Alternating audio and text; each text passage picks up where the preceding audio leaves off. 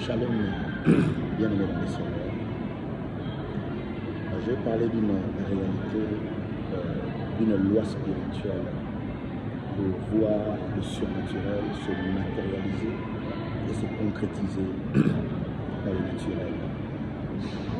La foi a deux dimensions, parce que la foi est une ferme assurance des choses qu'on espère et une démonstration des choses qu'on ne voit pas. La foi est la main invisible de Dieu qui attire ce qui est dans le monde spirituel et dans l'invisible pour le matérialiser dans le surnaturel. Ou la foi encore est la puissance qui manifeste les capacités ou le potentiel de la divinité sur terre.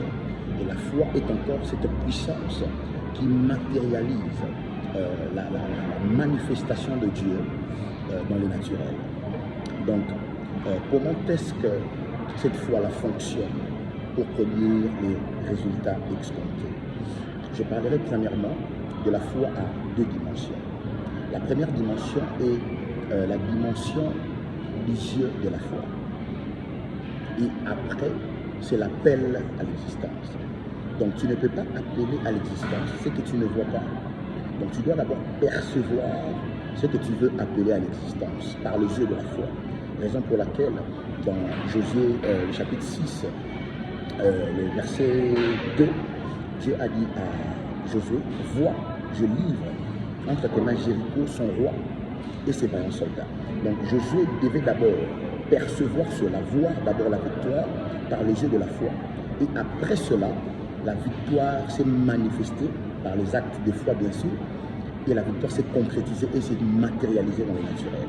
Mais avant que la manifestation de cette victoire soit, je dirais, extériorisée, matérialisée ou rendue visible, elle devait d'abord, premièrement, être vue. Raison pour laquelle Jésus-Christ, dans la théophanie, comme étant le chef de l'armée de l'Éternel, a apparu à Josué. Dans le chapitre 5, à partir du verset 14, il y a apparu, et dans le chapitre 6, il y a dit « Vois, je livre ». Donc si Josué n'avait pas perçu cela, vu cela par les yeux de la foi, la victoire n'allait pas se manifester. Donc là, les deux dimensions de la foi, premièrement, nous devons voir la fin au commencement, percevoir par les yeux de la foi ce que nous voulons voir, et après appeler cela, déclarer cela à l'existence, et cela se manifestera dans le naturel.